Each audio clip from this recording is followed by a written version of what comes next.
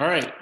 So I'm Christopher Right. Patterson, and I'm here with Christopher Mitchell, who is the author of the Magelands Epic. And I've read the first two books. I'm still working through them. I love them, and one of the reasons I'm Thanks. really enjoying Chris's work is because I really like fiction that kind of transcends fantasy. There's a lot of geopolitical stuff going on, and even in light of what's going on today with some social and civic unrest, he touches on all those things. So that was really cool, and I enjoyed that. I'm continuing to enjoy it. Anyways, when did you first realize you wanted to become a writer, Christopher? I can't really put a date in it. I started writing and planning my first books when I was about 11, 12. And then I wrote a few sort of Dungeons and Dragons type games for my friends. And then I had to go out writing a couple of novels in my late teens. I mean, they're terrible, I mean, if you look back on them now, and then I got disheartened after that because I tried to get one of my early efforts published.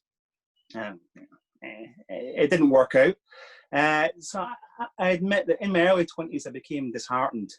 And I continued writing, but it was all non-fiction reports. I even had a hand in writing a textbook, about formal English writing, but no more fiction.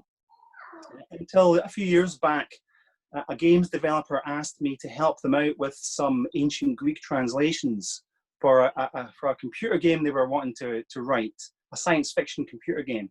Oh, wow. So I did that for them because I've got a background in Greek history. And then I got involved in writing the backstory for the computer game. And that's really what sort of sparked my interest again. And after that, I thought, right, I need to give this another go. And so about 4.5 years ago, I decided that's it. Let's sit down and actually try and build a world, really. That was my starting point. Try and build a world that had a central kind of idea behind it, which I can't tell you what that idea is if you're only on book 3. Yeah. Don't spoil anything. The idea that underpins the whole series has not yet been revealed. But I came up with that idea first and then worked my way back from there. Very cool. So always really would be the simple answer to that question. I think I've always, in the back of my mind, wanted to be a writer. So you might have already answered this, but why primarily fantasy as a genre? Well, two reasons really. I think the first one is that it was what I enjoyed reading. Growing up, of course, Lord of the Rings. Of course, I mean that was the first books I loved when I was about 10, 11. I read them and reread them again and again, and then I went on to other fantasy. I actually stopped reading fantasy for a while again in my 20s. I went through a phase of thinking it was a bit childish, actually. And I had to come back to it later on, sort of in my sort of late 30s. I came back to it, and I've got some more modern fantasy that I've collected over the last few years. The other reason was one that I was mistaken about. I thought to myself, what genre do I want to write?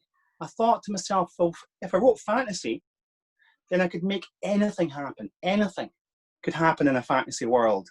Yeah. I hadn't realized by that point that as soon as you start writing, you're immediately closing off avenues. Every word, every paragraph you write closes off avenues to places, and you end up being bound within your own world. So you're not quite as free as you thought you were. So, but obviously, I do love fantasy still, and I like being able to add in real life to it. Putting characters that you can recognize as real people into situations that are extraordinary, and seeing how those ordinary people react to that is what I like to do. That's really cool, and I think that's probably one of the reasons why your writing resonates with me, and I empathize with that, because I know I try to do the same thing, where you have these fantasy books and they're obviously fantasy, but the characters are just so over the top and Yeah. unrealistic that people have a Yeah. hard time relating to them. And Yeah. even if you're talking about a different race of humanoid, if you can put some sort of humanity in that person, then all of a Yeah. sudden your readers are like, oh, well, that's like my boss, or that's like my best friend. And yeah, so that's Yeah. very cool. Very cool. Yeah. And ultimately, I think I want readers to feel something, and they're only going to feel something for characters that they can relate to. Yeah. If it's just story led completely and you don't really get involved with the characters, do you really care? I think you want the reader to care primarily, and if they care, then they'll feel something when things happen. They'll want characters to do well, or characters to do badly, Right. because they care. You know. So, what is your? And I know we were talking briefly. Now it's a little different than before. But what's your writing process look like? How do you sit down? What do you outline? What kinds of things? hmm I always start off from the end. I picture what I want, what I want the end of the overall arc to look like. So if it's a 3-book series that I'm writing just now, I have the end image of what's happening at the end in my head first. So start off at the end, then look at the characters I want to be at the end, and then work out how they all got there to that end. So never lose sight of the end. The end is the beginning. The end is where it all starts. How do we get them all there? So I start off from that process, and then it's a very top-down process. I am very organized and very structured, Yeah. probably more than I need to be, but I will fill books with notes about every chapter I'm going to write. I'm very much a planner, plan out, start from the top, work my way down, and then obviously start writing it once I've got the entire chapter structured out. Is how I almost never get into the seat and start typing without knowing where I'm going. I guess I always plan in advance of what everything that I'm doing beforehand. Right on. And that can be very time consuming. I spend a lot of time planning when I should probably be writing. Kind of envious of some writers that can just sit in front of the keyboard and start typing, and 3 hours later I've got a story without having planned it first. I don't know how they do that. If I even try to do that, I wander off in tangents very quickly and have to rein myself back in again.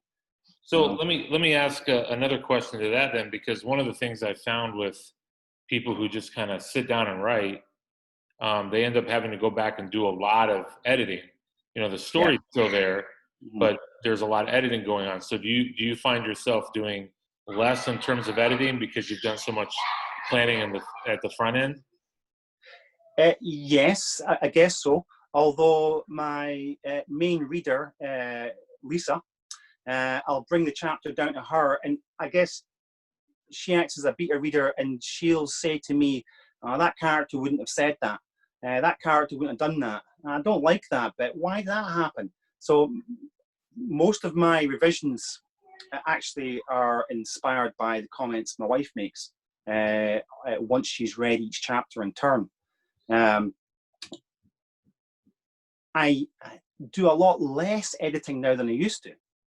I guess it's a process we all go through when we're writing. I can't believe how many times I've edited my early work, over and over again, editing it again and again. But nowadays, I'm at the stage where I don't have to do much anymore. A lot less than I used to. Yeah, a lot less than I used to. I think originally I was spending at least as much time editing as I was writing, but that ratio has gone from here, right down to here. Awesome. Cool. Now, how do you come up with your ideas? Where do your stories come from? The stories, well, I have the overall arc, which is usually just a one-line conceit. A one-line image in my head of what I want roughly to be the underpinning the idea. That can just be one line. And then I can go away, and I find that the more world building you do, the more the stories start to write themselves. If you work out, as Hemingway said, the iceberg theory. If you're only going to show the top half of the iceberg, but you are actually going to build the rest of the iceberg, but no one's ever going to see it. That's what I do. I go over the top with my planning, and I world build, knowing fine well that only 2% of this is going to make it into the book. But that gives you the confidence to build the stories. And the stories just come from the world building. What would happen in this world? Who would be against whom? Who would be fighting whom? Where's the conflict here? And I think it comes from the characters, and it comes from the world that you're building. So the ideas are a continuous process, I guess. I'm at the stage now where I'm going to have to start thinking of new ones for a couple of series down the line. And when I do that, I just get a notepad out and just start writing everything down I can think of, even if it's just nonsense, and then start to string together ideas and so on. It's a constant process. It's a series of a million small light bulbs rather than one massive one that ever goes off, if that makes sense. Yeah, I like that. That's cool. Yeah. And then what keeps you motivated as a writer? I mean, especially, you were talking about, right now we're in this time period, whereas writers probably have, those of us that have jobs, we have more time than we've ever had before. Yeah. To write. Yeah. And but when you go back to work, what's going to keep you motivated to write? Well, when I was working full time, I guess my motivation was, how can I write enough so that I don't have to work full time? So, but that's not really true. I guess in some ways, I am. My wife won't like this, but I'm a driven workaholic, and I guess it's not the best of things, but I actually find it very hard to relax. I guess I relax by working. So my motivation, I don't really need to tap into it. I just want to work. I have, my fingers itch, to work. So that is my motivation. Of course, that could apply to any job. But I guess as a writer, the best thing that can happen, I'm sure many writers would agree, is when you hear someone tell you that they enjoyed what you've done. There's nothing better than that. There's very few feelings better than having a reader contact you to tell you that they really enjoyed your work. It's fantastic feeling, and I think that alone is enough to motivate any writer, I think. Oh yeah, totally. Yeah, I completely empathize with that. It's an amazing feeling when you get because hey, you motivated me, you moved me, and there's nothing quite like it. It must be comparable to, I guess, to musicians, or other creative arts, where people people tell you that they like it. Obviously you're going to get bad reviews, of course. You all get bad reviews as well, and that can be hard to take. But it only takes one or two good reviews. One good review can keep you going, can keep you buzzing for weeks, I find. If you get a really nice review or a nice email written to you, that can keep you going for ages. It really Absolutely. Can. Yep. Yeah. And so I know with you and your wife, you guys have a pretty cool team going on here with your writing. Has your family always been pretty supportive of your writing? Yes, I would say so. My wife, it was my wife who kept telling me in my 30s, when are you going to start writing the book? As my 30s, I kept saying, when I get to my 40s. Right. I got to my 40s, my wife's saying, so you're in your 40s now. When are you going to start writing that book you promised me, And I think, she kept at me really until eventually that night I told you about. The night I just came up to my cabin and said, okay, this is it. I'm going to start tonight. I'm going to start doing something. Right on. And that was really, it was really my wife's inspiration and her persistence that kept me at it. Because I think, although I'd said it a minute ago, I'm a workaholic, I sometimes fight a tendency that I think I'm lazy. You know what I mean? I think I'll never do anything. I'm too lethargic to do anything. It's not true, but Right. I have this feeling that I am, and and my wife helps me combat that. My parents have also been very supportive. Once they found out, I didn't tell them for a couple of years until I had a few books ready that I could show them. My mother was a bit upset, I think, with some of the foul language, but which is probably the main source of my bad reviews. Yeah, it's crazy how people. I guess it's unfortunate that some people give reviews based on, like, if you don't like the language, it has nothing to do with the content, right? I mean, It's just a matter of taste, really. Right, totally. I mean, if I just talk about this just for a second, because I have had a lot of bad reviews for this particular issue. Having read a lot of fantasy, one thing that I'd never read was somebody that sounded like a lot of people I know. Living in Scotland, most of the people around me speak like Kira, and I wanted to have a character or a couple of characters that actually sounded like the people that are around me, sounded like the people I hear at work every day. I mean, it may sound a bit over the top, but believe it or not, I obviously actually toned down all of it. I couldn't possibly have put in exactly what the people around me say. Sure. Never. Yeah. But so it's a toned down version, really, of the kind of people that I know and speak to, and see at work, and see in the street, and see in the shops, and see in the pubs. And I wanted somebody like that. I wanted somebody like that in a book that sounded like the people I know. Well, So it's giving that humanity to your characters, right? I mean, it's making them sound like real people. And hopefully. real people don't say nice things. It is what it is. Yeah. Well, but Daphne never swears, you'll notice. I've got a few characters that never swear. It's really just Kira. So I know, you and I are kind of in the same boat in that we're not full-time authors yet. We're both indie guys. So what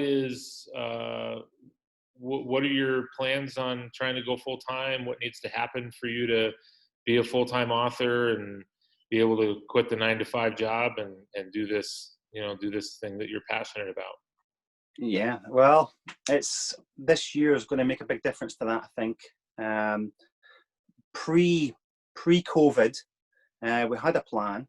The plan was, to continue working full-time for, the next few years and just slowly build it up.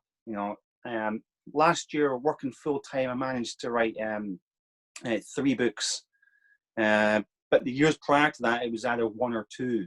So I've managed to speed up a bit. But now that COVID's been here, I'm not sure exactly what's going to happen with my full-time job. I'm not sure if the hospitality industry is going to be the same, when we come out of this, at least for the next year or 2 years, maybe. So the plans are all different now. They're all up in the air. It's difficult to say. This, in one way, this could be it. I can see. I'm not willing this, of course, but I could see that the company I work for, it might not be exactly the same as it was prior to the lockdown, and I have to recognize that. So I have to use this time as best I can. That's my other motivation for right now. If I can get as much done in this period as possible, and then the worst happens, then at least I'll have a bigger back catalogue than I did before, Right. And I'll have more to do. I also have started off an editing sideline. Okay. I've done 4 pieces of work now for people for free, just to get some testimonials and things, and that's working out okay so far. And that could, if needs be, that could hopefully become an alternative income stream. I could spend, the afternoons editing, in the mornings writing, and Yeah. get a balance that way. So that's the plans, really. If I can develop the editing and continue to write, then it might happen sooner than later, And that's one thing that I've seen a lot of indie authors do, whether it's helping other authors format, other authors edit. Yeah. Yeah, so that's cool. That's good. I'm with you on that. I've been trying to, explore doing some formatting for other authors and, Yeah. helping other authors out, but, maybe making a little side income doing that kind of Yeah. thing. So Yeah. very cool. Yeah. So what are some sacrifices that you've had to make to do this thing that we're so passionate about? Yeah. Well, if we talk about the time, the normal time, working full time at a job, having to leave the house before the kids wake up, and getting home when the kids are pretty much going to bed, and then going straight up and working, I guess it's lack of time. It's time really has been the biggest sacrifice. Time with my wife, time with the kids. Of course, that's all turned upside down, with the lockdown, and I'm spending more time with the kids and my wife than ever before, which is fantastic. It's great. If we go back to the way it was before, then I'll just have to knuckle down and get on with it again. But the biggest sacrifice is time. Time with the family, I guess. Yeah. And I wish people understood how much time authors spend on their craft, like it's, especially before and I think you're probably like me in that, I take a lot of bad reviews, and I know that you haven't had very many. I've been lucky enough not to have very many, but you take them with a grain of salt. But I do wish before people wrote, not critical negative reviews, but just the mean-spirited reviews. I wish just take a moment and really think about how much time we've spent on this book, and like, it can be crushing in a way, Yeah. But yeah, I know. Yeah, I hear you. Have to be thick-skinned. Oh, big time. In this. You have to be. I remember just even the first time you let people read your work, it's hard. It can be hard if you've not done it before. The first time you have to read your work out aloud, Oh yeah. It's and you have to just get used to that and just take it on the chin. It does get easier, I think, over time. Yeah. I think you do develop a tougher hide, I think, over time. But you have to, I guess, as a writer. You're putting yourself out there. You're putting your emotions, and you're basically saying, this is the best. This is the best I can dredge up from me. I'm giving it to you. Do you like it? No, I don't like it. It can be crushing to think this is, it's like someone's insulting your children. Totally. Well, I mean, I don't know about you, but when you get that first copy from, Amazon or Ingram or wherever, it's almost like, you've got kids, I've got kids. It's almost like holding a baby, it's like, oh, wow. This, so, it is. Yeah. And anybody insults this baby, that's it. That's right. Yeah. Yeah. Well, Chris, it's been a pleasure finally getting to meet you face to face. And yeah, you too. Hearing from you, and again, I'm really enjoying your work. And thank you. I know you want to be more successful, but in terms of a lot of indie authors out there, especially within fantasy, you're doing really well. In terms of sales rankings or Amazon rankings and stuff like that. So obviously, I hope that continues to go up and up and up. But before we end, what advice would you have to a person that was in your shoes 10 or 20 years ago? A person that's trying to get started out, they have the same passion that we have for writing, fantasy or anything else. What little golden nuggets would you give them as they get started? It's a cliche, really, but just keep writing. Don't think about it. Don't wonder if you should do it. Don't, just actually get yourself in the chair and start writing, and keep doing it over and over. And I mean, if you're going to be a writer, that's going to be your life anyway, you know. So just keep writing. Don't worry about finding your voice. Your voice will find you if you keep writing, and that's it. You know, the style that you write, whatever you write, you're only going to get better, you know, the more practice and the more times you do it. And that's it. That is the golden advice, I think. Yeah. Don't give up. Keep writing. Yeah. There's no magic pill out there, right? We just No. got to keep doing it. No. 99% just persistence. Awesome. I think.